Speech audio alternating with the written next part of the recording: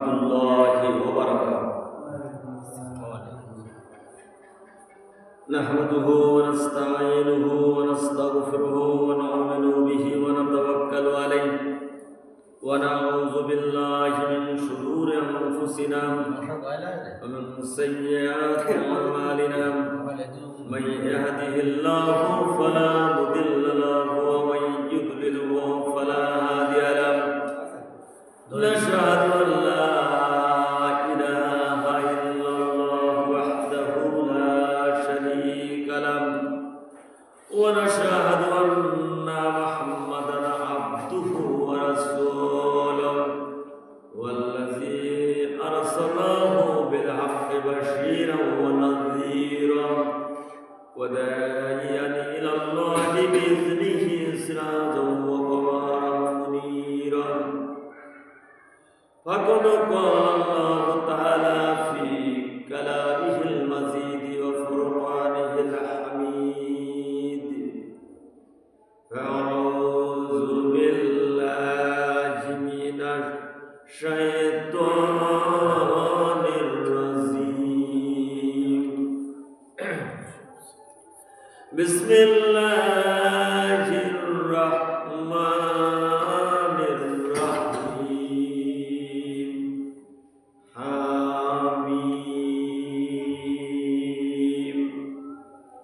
والكتاب المبين إنا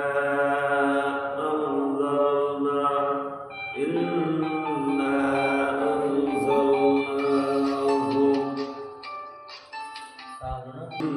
مباركة إنا كنا منذرين إن الله وملائكته يصلون على النبي يا أيها الذين آمنوا صلوا عليه وسلموا تسليما اللهم صل على سيدنا مولانا محمد وعلى آل سيدنا نبينا محمد شرک سر پہ بلے کھل رہے کیسا ہے مسلمان کا بد نصیب شہادت کی تمنا بھول گئے تسبیح کے زدانوں میں جنت ٹوٹ رہی ہے بلغ العالم بکمالہم کشافت جزام بزمالہم حسنت جمیع خصالہم صلو علیہ وآلہ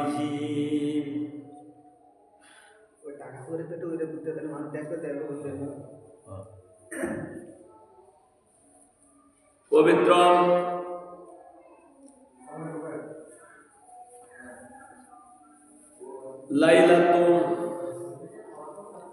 লাইলাতুল বারাত উপলক্ষে বাইতুল আমান রঘুনাথপুর বাইতুল আমান জামে মসজিদ কর্তৃক আয়োজিত বা গাজীবাড়ি মসজিদ মহতী অনুষ্ঠানে জনাব সভাপতি মুআজ্জাজ মুহতারাম হাফেজে কোরআন মুরব্বিয়ানে কিরাম যুবক ভাইরা স্নেহের কচিকাচারা পর্দা অবস্থানত আমার মা ও বোনেরা আমি আলোচনার শুরুতে ভালোবাসা আবেগ অনুভূতি মিশিয়ে হৃদয় উজাড় করে সকলকে আমার আন্তরিক সালাম নিবেদন করছি আসসালামু আলাইকুম ওয়া রাহমাতুল্লাহি ওয়া বারাকাতুহু। পবিত্র কোরআনুল কারীম থেকে আমি ছোট্ট এখানে আয়াতে কারিমা তেলাওয়াত করেছি। আল্লাহ রাব্বুল আলামিন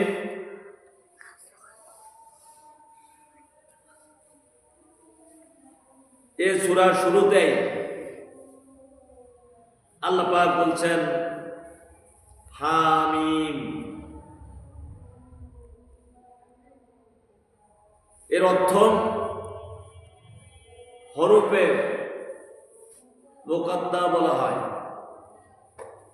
অর্থাৎ বিচ্ছিন্ন বর্ণ। এরকম বর্ণ প্রায় 40টার মতো সূরার শুরুতেই আল্লাহ পাক উল্লেখ করেছেন। এই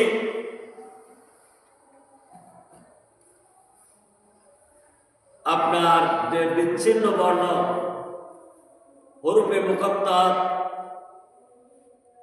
এর অর্থ পৃথিবীর কোন মুফাসসির ব্যাখ্যা করতে সক্ষম হন নাই। এর অর্থ আল্লাহু আ'লামু বিল মুরাদ, এর নিগূঢ় তত্ত্ব একমাত্র আল্লাহ পাকই জানেন।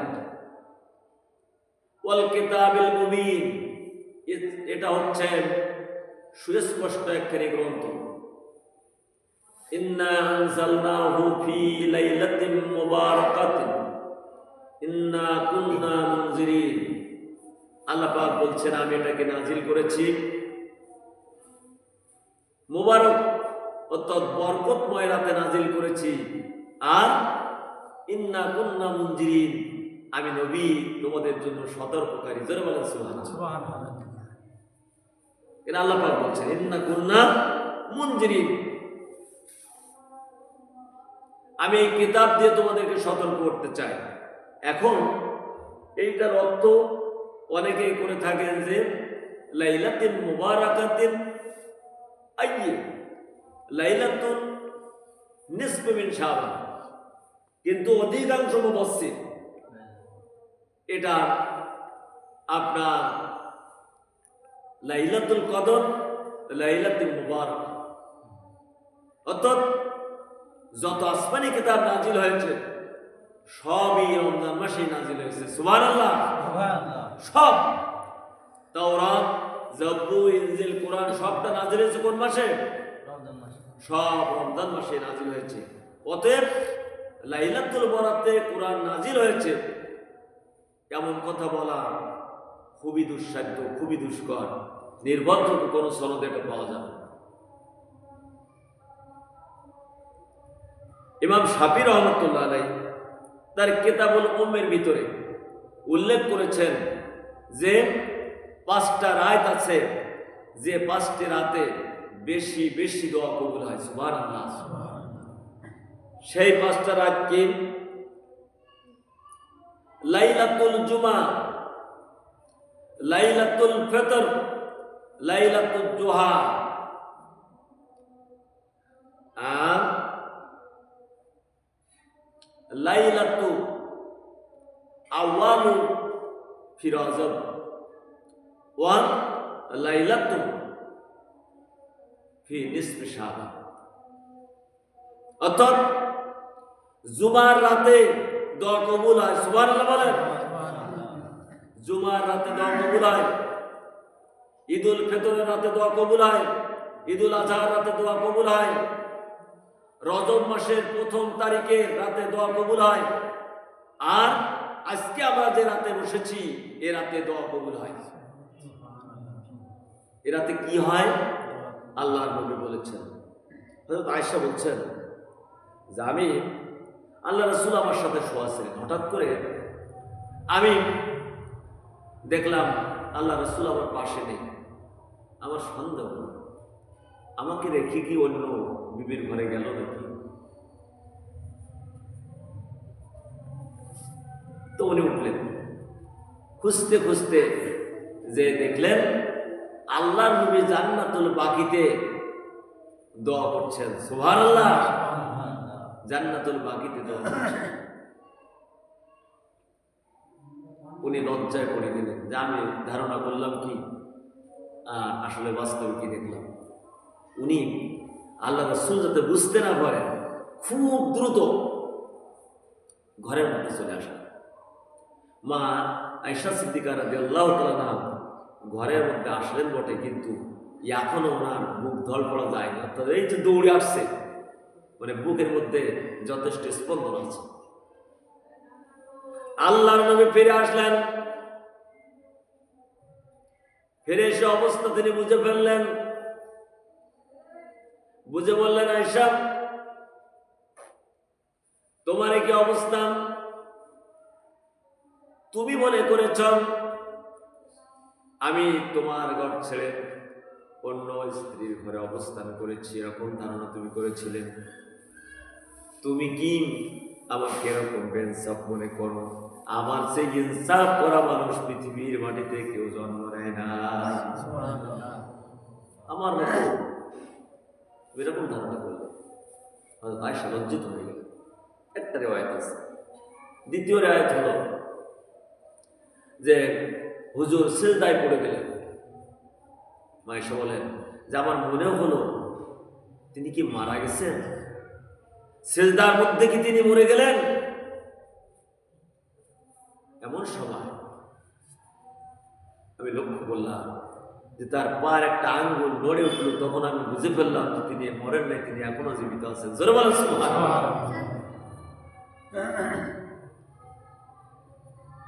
আল্লাহর নবী বলেন,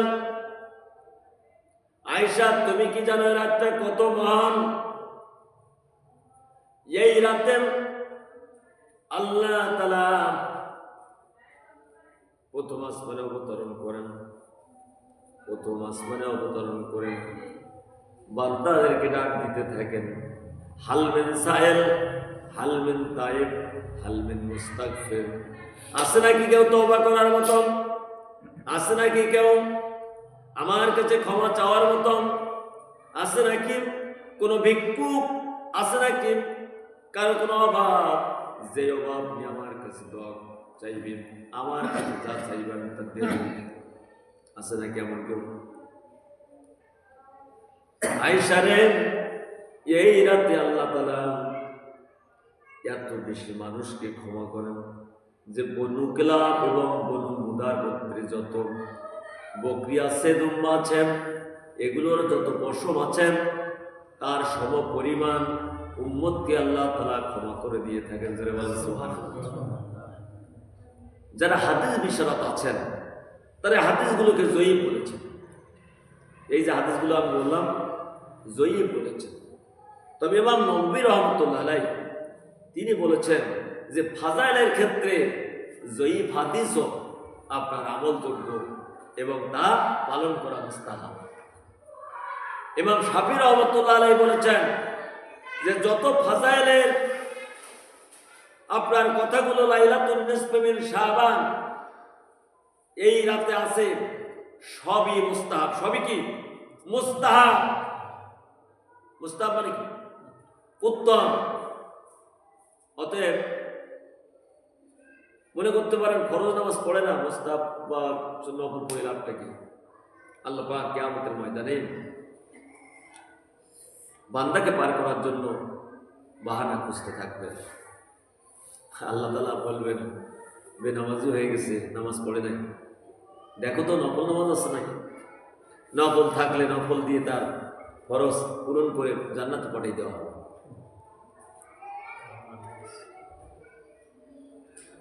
যাই হোক, আজকের এই রাতে দোয়া কবুল হয়, এজন্য আমাদেরকে দোয়া করতে হবে, আল্লাহর কাছে বেশি বেশি করে ইস্তেগফার করতে হবে, দোয়া করতে হবে। আমার ভাইরা, আমি আপনারা শুনেছেন এবং জানেন যে এই রাতে আল্লাহ পাক সবাইকে ক্ষমা করে দেন 7 শ্রেণীর লোক ছাড়া। এরকম একটা কথা আছে না?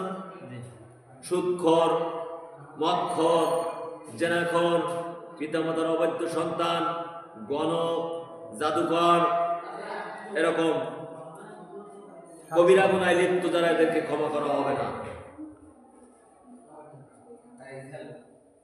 কিন্তু আল্লাহ রাব্বুল আলামিন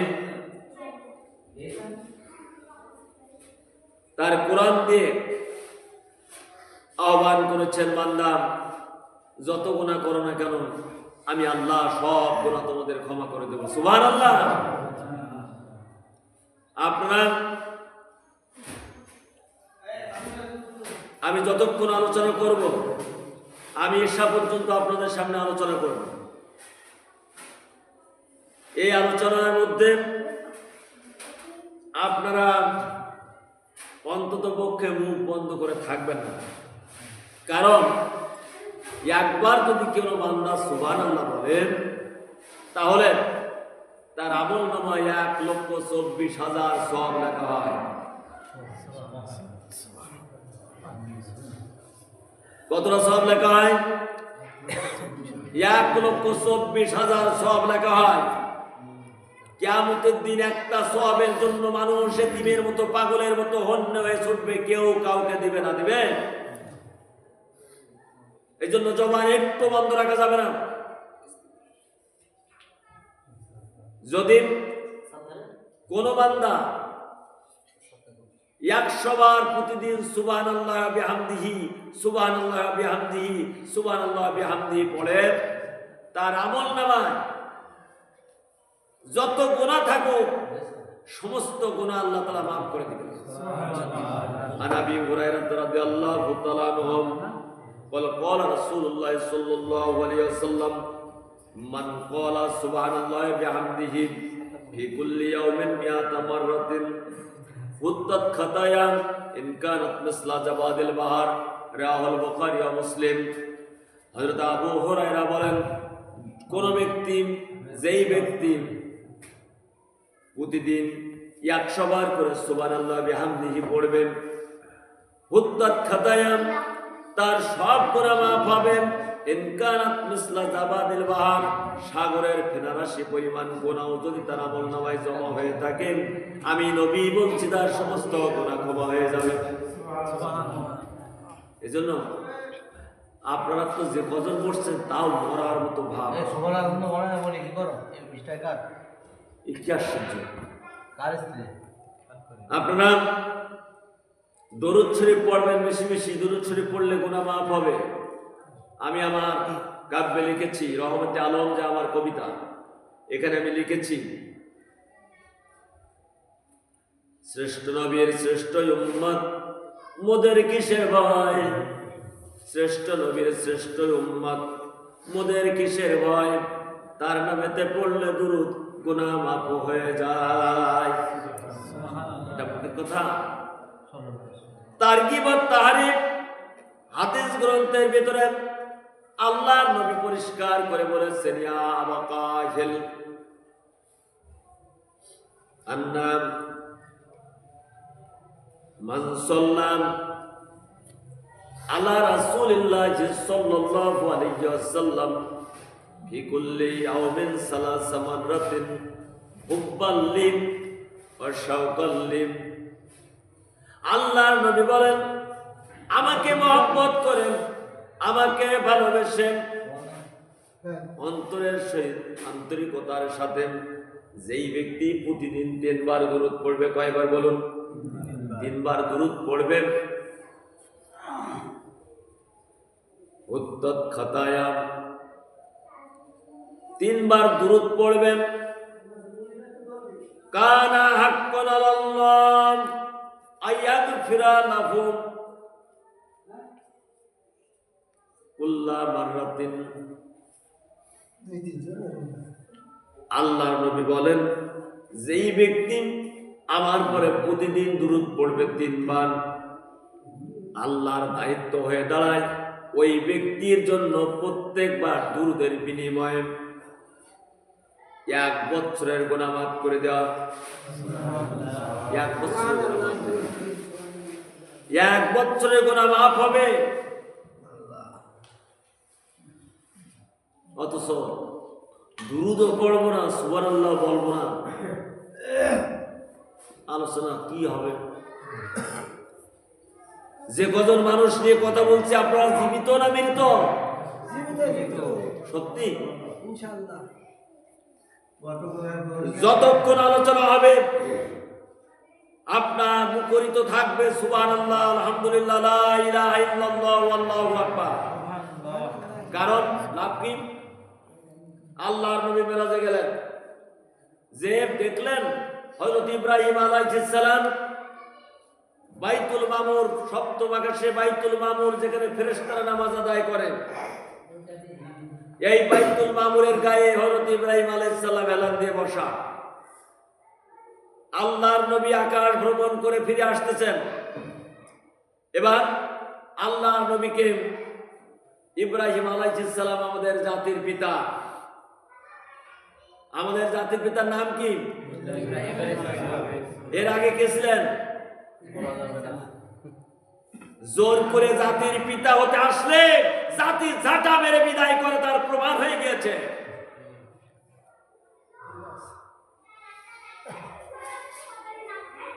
মিল্লাতা আবিকুম ইব্রাহিম,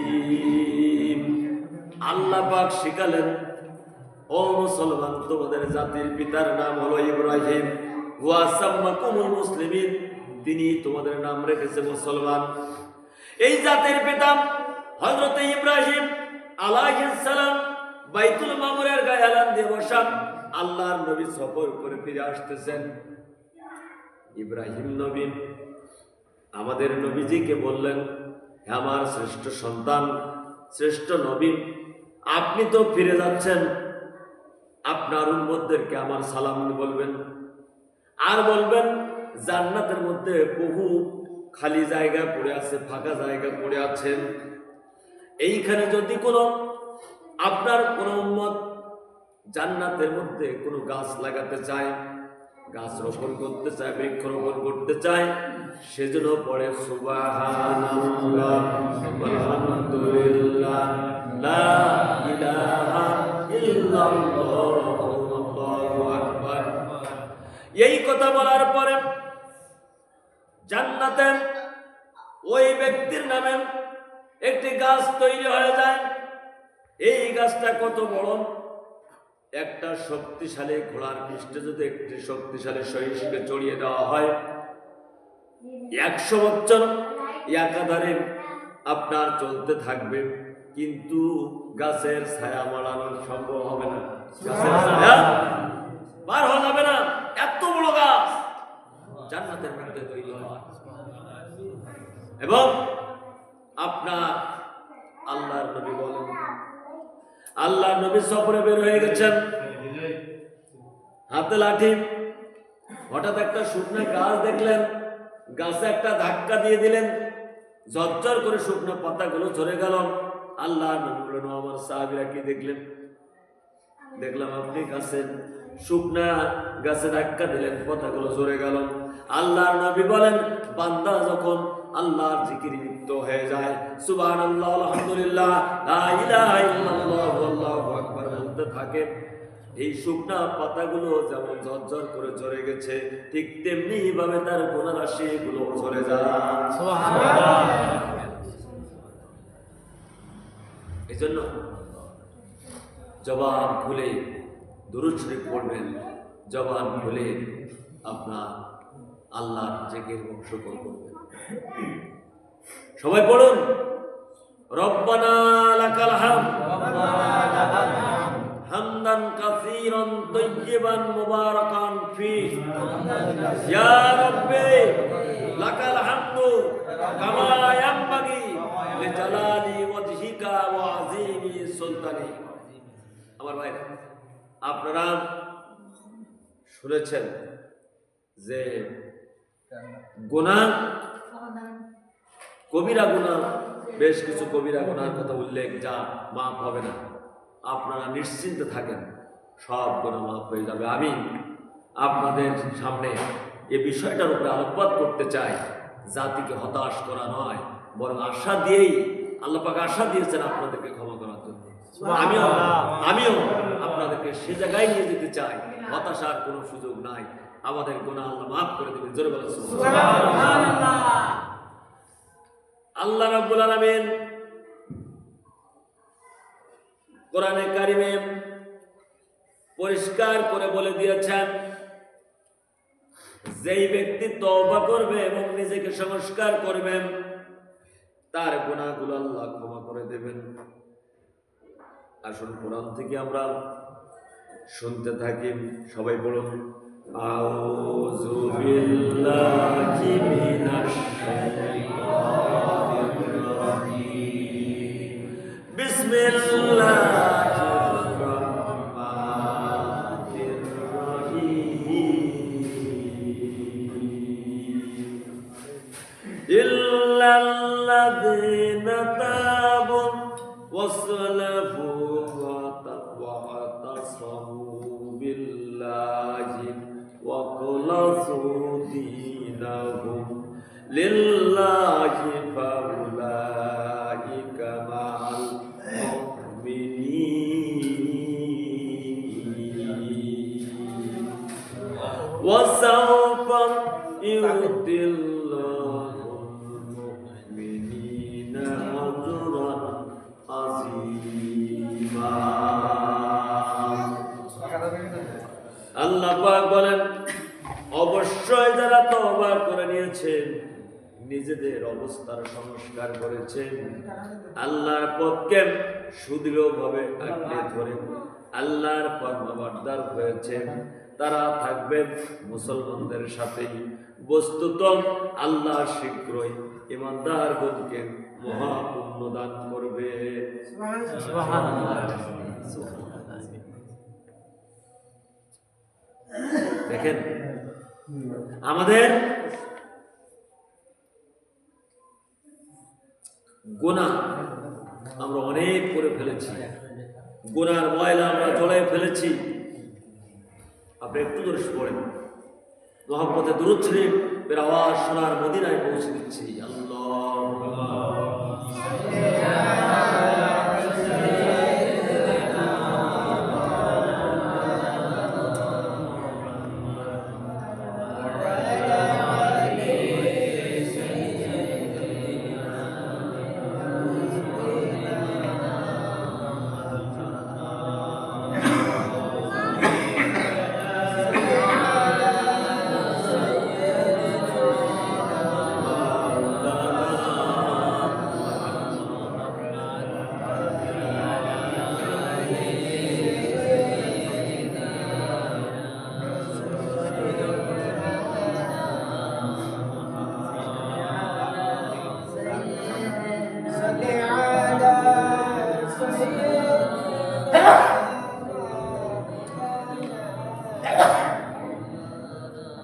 আপন আপন বলো রে মন, কেউ তো তোমার আপন নয়। আপন আপন বলো রে মন, কেউ তো তোমার আপন নয়।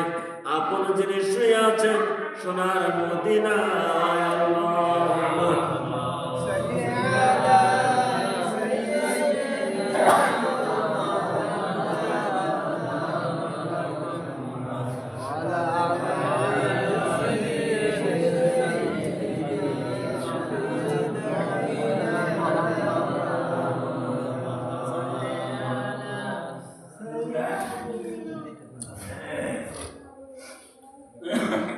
আমরা সবাই গুনাহগার গো, নবী আপনায় চিনলাম না, তার কারণে রোজ হাসরে আমাদেরকে ভুলবেন না।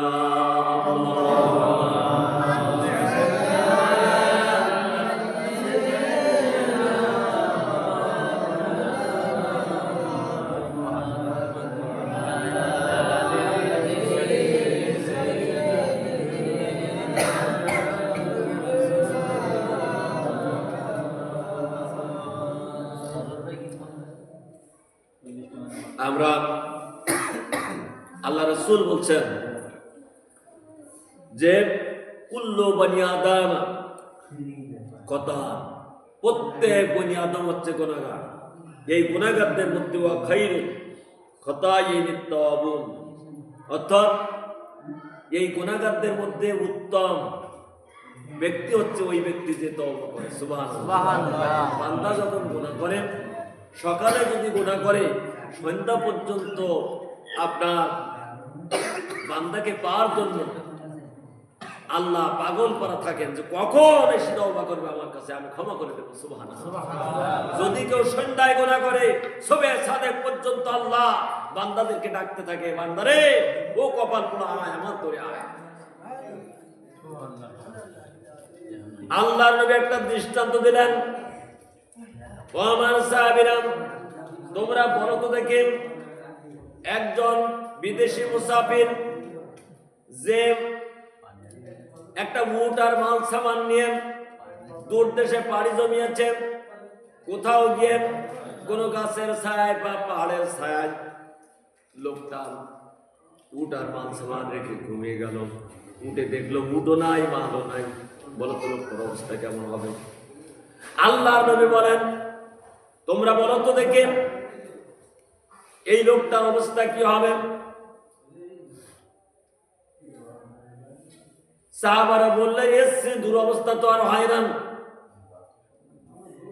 মালও নাই উটও নাই, লোকটা পাহাড়ে এখন মরুভূমির মাঝখানে, তো বড় বিপদে পড়ে গেছে, উপায় কি? এরপরে আল্লাহর নবী বলেন, লোকটা উটকে পাওয়ার জন্য, মাল পাওয়ার জন্য মরুভূমির মধ্যে ছোটাছুটি করলো ব্যাপক ভাবে, কিন্তু এক সময় উট পেল না, মাল সামানও পেল না। লোকটা আবার এসে ওই ছায়ায় ঘুমিয়ে গেল। লোকটা জেগে দেখলাম যে তার উটও আছে, মালও আছে, যেখানে যেভাবে ছিল সেভাবে আছে। বলো তো লোকটা কেমন সন্তুষ্ট হবে? বলছে, এর চেয়ে খুশি তো আর হয় না, এর চেয়ে খুশি তো আর কিছুই হয় না। আল্লাহর নবী বলেন, আমার সাহাবীরা তোমরা শোনো, বান্দা যখন গুনাহ করে উঠারা মালিক যেমন উটকে পাওয়ার জন্য পাগল হয়ে ছুটতে থাকেন, পাগল হয়ে ছুটতে থাকেন, আর যখন ওই উট পাওয়ার পরে উঠারা মালিক যেমন খুশি হয়ে যায়, বান্দা পাপ করার পরে বান্দা যখন আল্লাহর দরবারে তওবা করে, ঠিক তেমনি ভাবে উঠারা মালিকের চেয়ে বেশি আল্লাহ খুশি হয়ে যায়। সুবহানাল্লাহ। আসুন আমি দুই একটি দৃষ্টান্ত দিলেই বুঝে নেবেন যে আসলে আমাদের গুনাহ মাফ হবে কিনা। আল্লাহ পাক বলেছেন, যে ব্যক্তি ইল্লাল লাযিনা তাবু ওয়াসলাহু ওয়া তাসামু, আল্লাহ পাক বলে দিয়েছেন যে ব্যক্তি তওবা করে নিয়েছেন এবং নিজেকে সংশোধন করেছেন, ওয়া তাসামু বিল্লাহ, আর আল্লাহকে আল্লাহর পথকে যে ধারণ করেছেন, ওয়াকনাসু দীনাহুম লিল্লাহ, আর আল্লাহর জন্য দিনকে খালেস করে নিয়েছেন, ফাউলাইকা মাল মুমিনিন,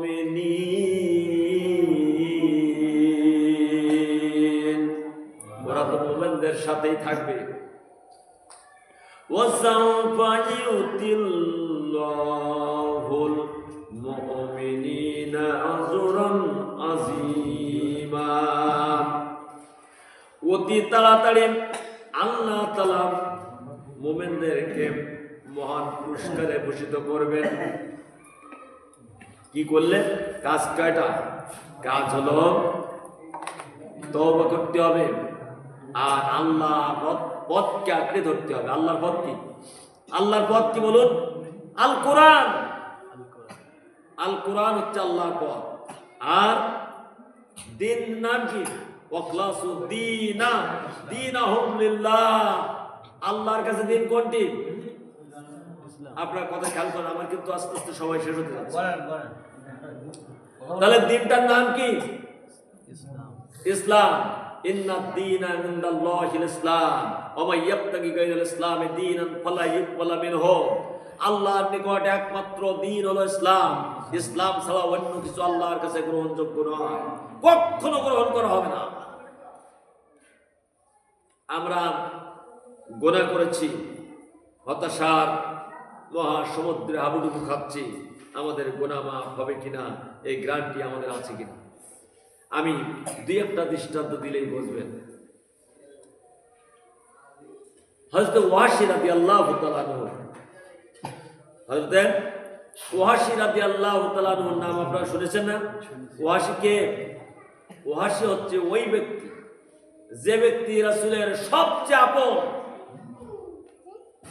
আপনার নিকটতম চাচা হযরত হামজার শুধু শহীদ করে নাই, আপনার তার নাক কান কলিজা ফেড়ে তার কলিজা বের করে হিন্দা সিবাইছিল এবং আপনার এই কাজটা করেছিল, তার হত্যার এই মহা পাপের কাজটা করেছিল যে সাহাবী, সে ছিল ওয়াসি রাদিয়াল্লাহু তাআলা। এই ওয়াসি রাদিয়াল্লাহু তাআলা যখন মক্কা বিজয় হয়ে গেছে, খুব খেয়াল করবেন, মক্কা বিজয় হয়ে গেছে, চারিদিকে ইসলামের জয় জয়কার, কাফেররা পালাচ্ছে, কে কোথায় পালাবে ঠিক পাচ্ছে না। এমন একটি দুঃসময় কাফেরদের উপরে চেপে বসলো। তায়েফ থেকে দলে দলে এসে আল্লাহ নবীর কাছে কালেমা পড়তেছে, পড়ুন লা ইলাহা মুহাম্মাদুর ইল্লাল্লাহু মুহাম্মাদুর রাসূলুল্লাহ আশহাদু আল্লা ইলাহা ইল্লাল্লাহু ওয়াহদাহু লা শারীকা লাহু ওয়া আশহাদু আন্না মুহাম্মাদান আবদুহু ওয়া রাসূলুহু। এখন ওয়াসি তো আর যেমন তেমন লোক না, সে তো লেখাপড়া জানে, বিজ্ঞ মানুষ। ওয়াসি যখন চারিদিক থেকে দলে দলে এসে মুসলমান হচ্ছে, আল্লাহ পাক এই চিত্রটা সূরা নসরের ভিতরে কিভাবে তুলে ধরেছেন দেখুন। ইজা জাআ নাসরুল্লাহি ওয়াল ফাতহ ওয়া রাআইতান নাসা ইয়াদখুলুনা ফি দীনিল্লাহি আফওয়াজা। আল্লাহু আকবার। হে রাসূল, আপনি একটু দেখুন দলে দলে কিভাবে আপনার দিনের মধ্যে আমার দিনের মধ্যে তারা শামিল হয়ে যাচ্ছে। আপনি দেখুন এই চিত্র যখন ফুটে উঠেছেন, তায়েফ সহ সারা আপনার হক জাহান থেকে চারিদিক থেকে মানুষেরা দলে দলে এসে কলেমার সুশীতল ছায়াতলে স্থান নিচ্ছেন। লোকেরা বলল, ওয়াসিরে, আল্লাহর নবী অত্যন্ত দয়াবান, অত্যন্ত ভালো মানুষ, তোমার কোনো ভয় নেই, তুমি যত অপরাধ করেছ চলো আমাদের সাথে, আমরা তোমার জন্য সুপারিশ করব। আল্লাহর নবীর কাছে আমরা অবশ্যই তোমার জন্য সুপারিশ করব। সে কিছু বলবে না, তিনি কিছু বলবেন না। ওয়াসি বলেন, আমি তো কোরআন মুজিব, আল্লাহর কোরআন আমাকে তো ক্ষমা করার ঘোষণা দেয় না। আমি তো এমন মহাপাপ করেছি যে গুনাহ তো আমার ক্ষমা হবে না, তাহলে আমার ইসলাম গ্রহণ করে লাভটা কি? আল্লাহ পাক কোরআনে বলেছেন, ওয়াল্লাযীনা লা ইয়াদউনা মা'আল্লাহি ইলাহান আখার ওয়া লা ইয়াকতুলুনান নাফসাল্লাতী হারামাল্লাহু ইল্লা বিল হক ওয়া লা ইয়াজুনুন ওয়া মান ইয়াফআল যালিকা ইয়ালকা আসামা। আল্লাহ পাক কোরআনে বলছেন, কি বলছেন? যারা আল্লাহকে আল্লাহর সাথে আর কাউকে ডাকে না, দ্বিতীয় কোন ইলাহ সাব্যস্ত করে না, ওয়ালা ইয়াকতুলুনা নাফসাল্লাতী হারামাল্লাহু ইল্লা বিল হক, অন্যায়ভাবে কোনো মানুষ হত্যা করে না, ওয়ালা ইয়াজনুন, জিনা করে না, এই তিনটি কাজ যারা করে না, ওয়া মাইয়াফআল যালিকা ইয়ালকা আসাবা, আর যারা এই কাজ করে তারা শাস্তির সম্মুখীন হবে। যারা এই কাজ করে তারা শাস্তির সম্মুখীন হবে। আমি তো কিছু শুনতে পাচ্ছি না, শুধু ওয়াজ করতেছি। আমার ভাইরা,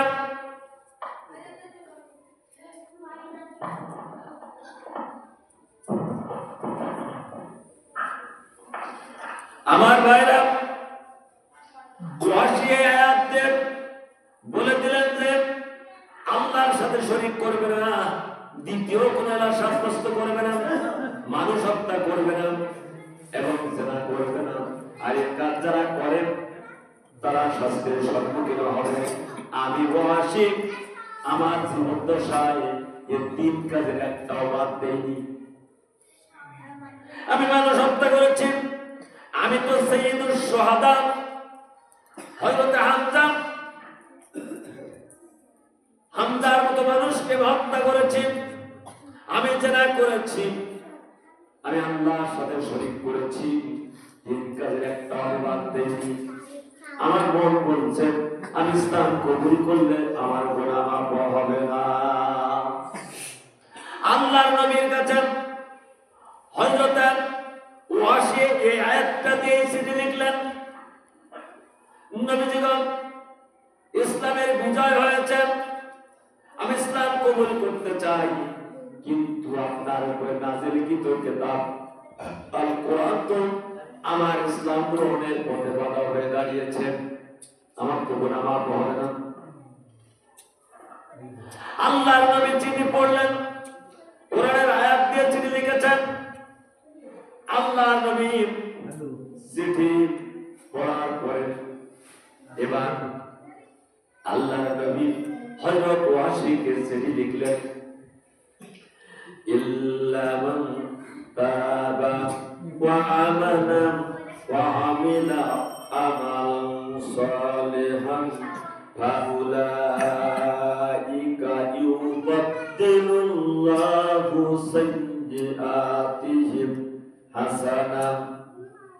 হাসানাতিন ওয়া কানা আল্লাহু গফুরুর রহিমা। সুবহানাল্লাহ। আল্লাহর নবী চিঠি লিখলেন, ওয়াসি রে তুমি ঠিকই লিখেছ, কিন্তু পরের আয়াত দেখো, ইল্লা মান তাবা, যে ব্যক্তি তওবা করবে এবং নেক আমল করবে, আমলে সালেহ করবে, ফাউলাইকা ইউবাদদিলুল্লাহু সাইয়্যাতিহি, আল্লাহ তার গুনাহ সমূহ পরিবর্তিত করে দেবেন পুণ্য দিয়ে, অর্থাৎ সেই গুনাহটাকে আল্লাহ সওয়াব বানিয়ে দেবে। জোরে বলুন সুবহানাল্লাহ। ইউবাদদিলু বদল করে দেবেন, ছিল গুনাহ হয়ে যাবে সওয়াব। সুবহানাল্লাহ সুবহানাল্লাহ। ওয়াসিরে তুমি তো একটা আয়াত পড়েছো, নিচের আয়াতে দেখো আল্লাহ তোমার জন্য বেশারাত দিয়েছেন, সুসংবাদ দিয়েছেন, যে ব্যক্তি তওবা করবেন এবং নেক আমল করবেন, আল্লাহ তার জন্য বলেছেন যে তার গুনাহটা আল্লাহ সওয়াব বানিয়ে দেবে। সুবহানাল্লাহ। আর আমার আল্লাহ শুধু গফুর নয়, তিনি তো রহিম বটে। জোরে বলুন সুবহানাল্লাহ। ওয়া কানা আল্লাহু গফুরুর রহিমা।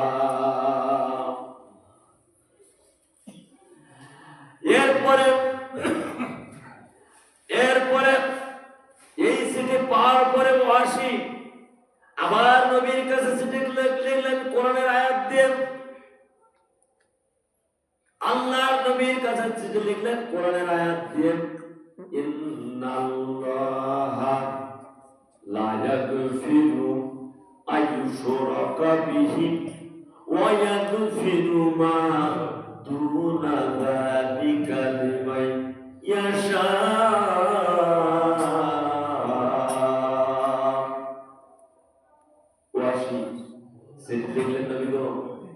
আপনি তো বলেছেন, কিন্তু আল্লাহ তো এই আয়াতের মধ্যে খুব মজার, কিন্তু এই আয়াতের মধ্যে তো আল্লাহ বলতেছেন, ইন্নাল্লাহা লা ইয়াগফিরু আইয়ুশরাকা বিহি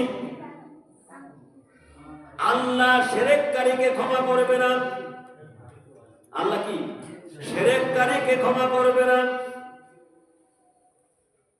ওয়ায়াগফিরু মা দুনা যালিকা লিমান ইয়াশা। এই শিরকের গুনাহ ছাড়া আল্লাহ যাকে ইচ্ছা ক্ষমা করে দেবে। শিরক তো আসলে অত্যন্ত কঠিন গুনাহ। শিরক কি অত্যন্ত কঠিন গুনাহ। আজাদ পড়ে তাতে 30 সময় দিতে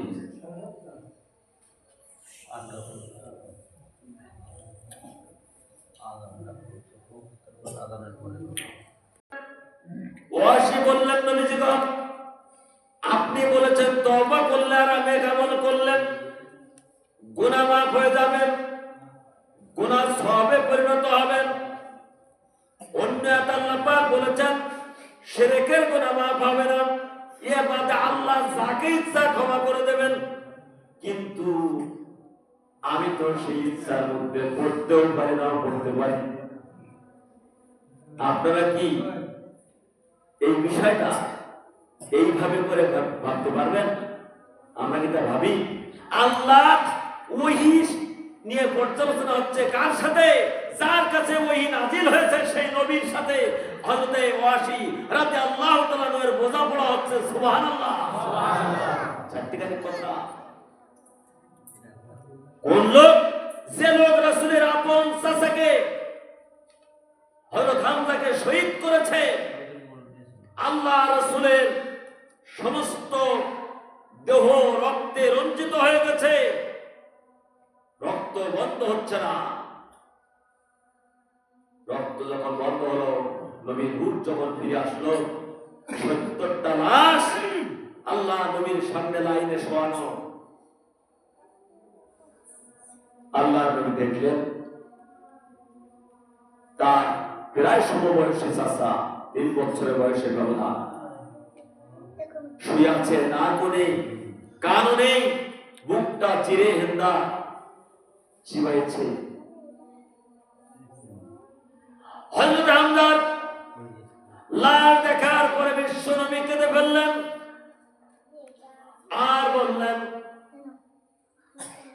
আমার চাচাকে যে হত্যা করেছেন, যদি সুযোগ আসে আমার জীবনে, আমি আমার একা চাচার হত্যার বিনিময়ে ৭০ জনকে হত্যা করবো। কয়জন? ৭০ জনকে হত্যা করবো। সাথে সাথে আল্লাহ পাক আয়াতে কারিমা নাযিল করে দিলেন, হে রাসূল ওয়ারিদ আনিল জাহিলিন, আপনি জাহেলদের মতো আচরণে লিপ্ত হবেন না। খুজিল আফওয়া, ক্ষমার নীতি অবলম্বন করুন। আপনি জাহেলদের আচরণে বিশ্বাস করবেন না। কিন্তু যেদিন মক্কা বিজয় হয়, ওই দিনকার একটা চমৎকার ঘটনা আছে। আল্লাহ নবীর সাথে আপনার সেদিন ব্যাপক কোনো যুদ্ধ হয় নাই, একটি খণ্ড যুদ্ধ হল। খালিদ বিন ওয়ালিদ মোকাবেলা করলেন। এই খালিদ বিন ওয়ালিদকে থামানোর জন্য আল্লাহ নবী একজন সাহাবীকে পাঠিয়ে দিলেন, বলে দিলেন যুদ্ধ বন্ধ করো।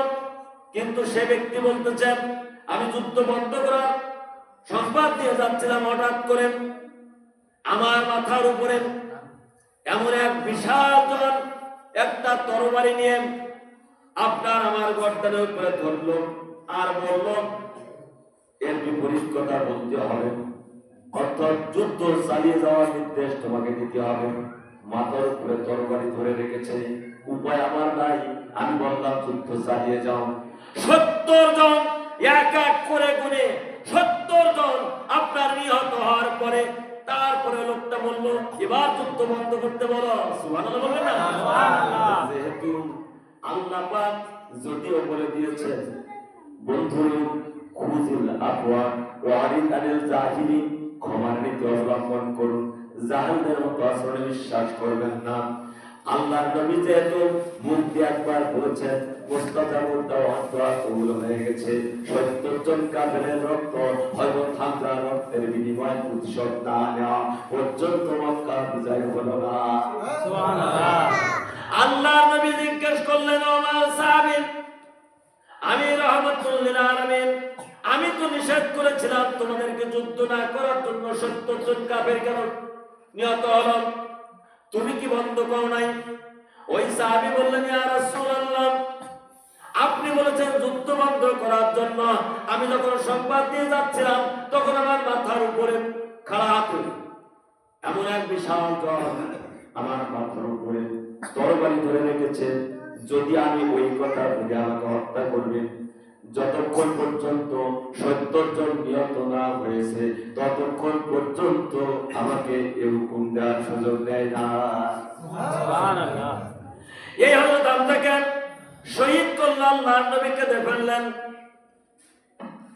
এই বিভৎস দৃশ্য দেখলেন আর বললেন, উহুদের শহীদদের কবর রয়েছে উহুদে। আল্লাহর নবী বলেন, কিয়ামত পর্যন্ত যারা তাদের কবরে সালাম দিবেন, কবর থেকে সালামের জবাব আসতে থাকবে। জোরে বলেন সুবহানাল্লাহ। এই অসীম রাসূলের কলিজায় আঘাত করেছেন।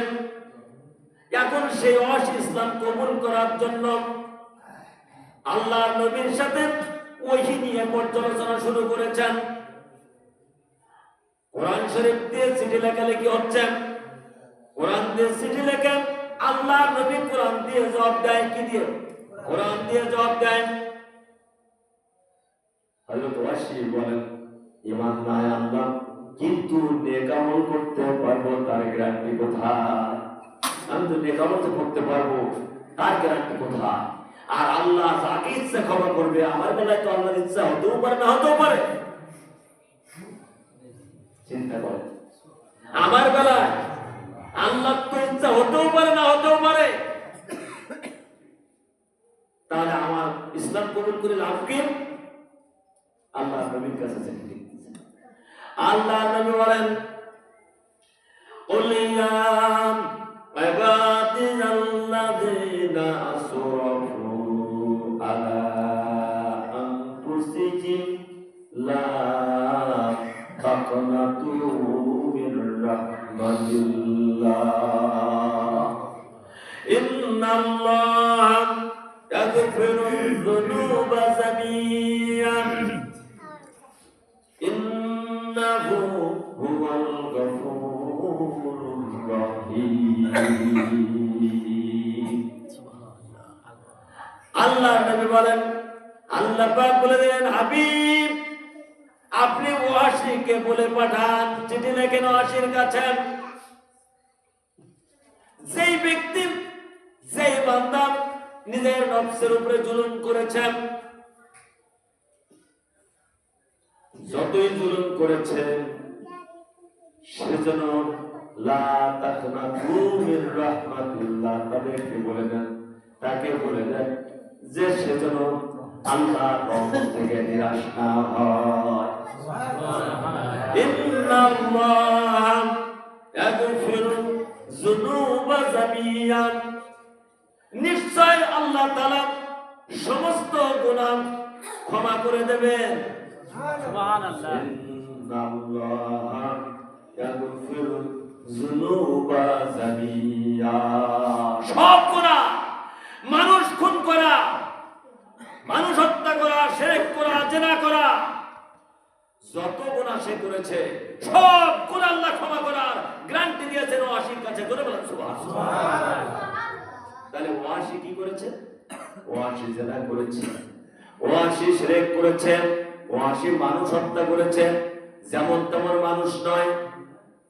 কিয়ামতের ময়দানে যাকে সাইয়্যিদুশ শুহাদা বলা হবে, রক্তমাখা জামা কাপড় নিয়ে উঠবে। কিয়ামতের দিন আল্লাহ তাআলা বিনা হিসাবে যে সমস্ত মানুষদেরকে জান্নাত দিবেন, সেই সমস্ত মানুষদেরকে হত্যা করেছে। ওয়াসি চিঠি পাওয়ার পরে আল্লাহর নবীর দরবারে চলে আসলেন। আসার পরে আল্লাহর নবী জিজ্ঞেস করছেন, তুমি কে? সেই ওয়াসিম, যে আমার কলিজার টুকরা চাচা হামজাকে হত্যা করেছে, তুমি কি সেই ওয়াসি? ওয়াসি মাথা নিচু করে লজ্জিত হয়ে বললেন, আপনি যেমনটি শুনেছেন ইয়া রাসূলুল্লাহ। সিরাত ইবনে শামীম ইবনে সাদ লিখেছেন, ওয়াজি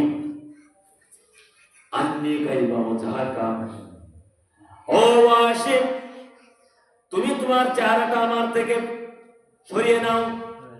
ওই কান্নি গায়বা ওয়াজহাকা, তোমার চেহারাটা আমার থেকে সরিয়ে নাও। তোমার দেখলে আমার ওই চাচার বিভৎস দৃশ্য আমার মনে পড়ে।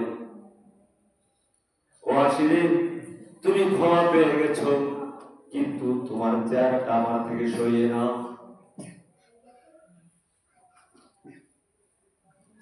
ওয়াসি প্রতিজ্ঞা করলেন, জীবনে আমি অনেক বড় গুনাহ করে ফেলেছি, যদি সুযোগ এসে যায়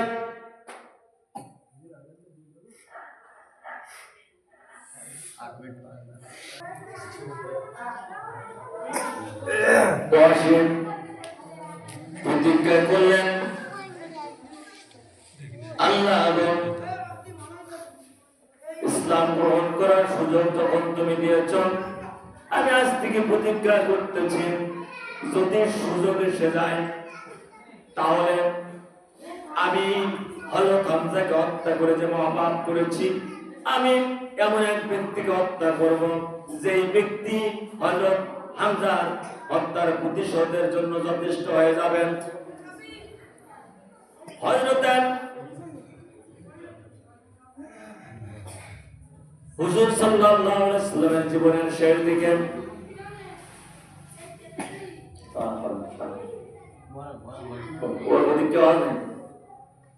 হযরত ওয়াসি ফোন করলেন, আল্লাহ তা কবুল করে নিলেন। হযরত ওয়াসি দোয়া কবুল হলো। আল্লাহ নবীর জীবনের শেষ দিকে মুসাইলিমাতুল কাজ্জাব নিজেকে নবী বলে দাবি করলো। আল্লাহর নবীর কাছে বলল, নবী মুহাম্মদ তুমি হলে শহরী নবী আর আমি হলাম গ্রামের নবী। আল্লাহ আমার কাছে ওই পাঠায়, তোমার কাছে ওই পাঠায়, আমি গ্রামের নবী আর কেউ নবী, আর তুমি হলে শহরী নবী। আল্লাহর নবী কাছে ওহী আসে, সে ওহী বানায়, অনেক কথা আছে আমি সেটা বলতে পারছি না। হযরত আবু বকরের সময় যাকাত অস্বীকার করলাম, ফজর আর ইশার নামাজ মাফ করে দিলাম, এরকম ওয়াকাত যখন শুরু হয়ে গেল, হযরত আবু বকর বললেন, আল্লাহর নবীর জীবদ্দশায় যার উপরে একটা বকরির বাচ্চাও পর্যন্ত যাকাত খরচ ছিল তাও অস্বীকার করেন, আমি আবু বকর আমার এই তরবারি তাকে ক্ষমা করবে না। যুদ্ধ শুরু হলো। হযরত ওয়াসি প্রস্তুত হচ্ছে, আল্লাহু আকবার, হযরত ওয়াসি প্রস্তুত হচ্ছে যুদ্ধের ময়দানে। তিনি চিন্তা করতে লাগলেন, তিনি ছিলেন অত্যন্ত পারদর্শী তীরন্দাজ, দূর থেকে বর্ষা নিক্ষেপে তিনি ছিল পারদর্শী। ভাগাতে প্রায় চিন্তা করতেছে, কি করে আমি হযরত হামজাকে শহীদ করে যে মহাপাপ করেছি, আজকে মুসাইলিমাতুল কাজ্জাব হত্যা করে আমি হত্যা করব। আল্লাহু আকবার। এক সময় গিয়ে মুসাইলিমাতুল কাজ্জাবকে টার্গেট করে তার বর্ষা নিক্ষেপ করলাম। মুসাইলিমাতুল কাজ্জাব হযরত ওয়াসির বর্ষার আঘাতে নিহত হলেন। চিৎকার দিয়ে আল্লাহর শুকর করে ওয়াসি বললেন, আমি আমার কুফরি জিন্দেগিতে পৃথিবীর সবচেয়ে সেরা মুসলমানকে হত্যা করেছি, আমার ইসলামের জিন্দেগিতে আমি সবচেয়ে নিকৃষ্ট কাফেরকে হত্যা করে হযরত হামজার রক্তে আপনার প্রতিশোধ নিয়েছি। জোরে বলেন সুবহানাল্লাহ। তাহলে যদি আপনার অনেক কথা বলার ছিল, আপনারা তো ছিলেন না, আমি কার সামনে বলবো? যতটুকু বলেছি একটা জিনিস আপনাদেরকে বোঝাবার আমি চেষ্টা করেছি, যত বড় গুনাহ হয়ে গেছে, যত বড় গুনাহ হয়েছে, আমি আপনাদের গ্যারান্টি দিচ্ছি, আপনারা তওবা করুন, ফিরে আসুন, আপনাদের গুনাহ মাফ হয়ে যাবে। সুবহানাল্লাহ। আজকে রাত তওবার রাত, চোখের পানি ছেড়ে দিয়ে আপনারা আল্লাহর কাছে ফরিয়াদ করেন। আল্লাহ রাব্বুল আলামিন আমাদের সকলকে গুনাহ মাফ করে দিয়ে যেন পুত পবিত্র হিসাবে আল্লাহ খালেদ বান্দা হিসাবে, মুত্তাকি পরেজগার হিসাবে কবুল করেন। জোরে বলুন আমিন। আমা তৌফিকি ইল্লা বিল্লাহ। আসসালামু আলাইকুম ওয়া রাহমাতুল্লাহি ওয়া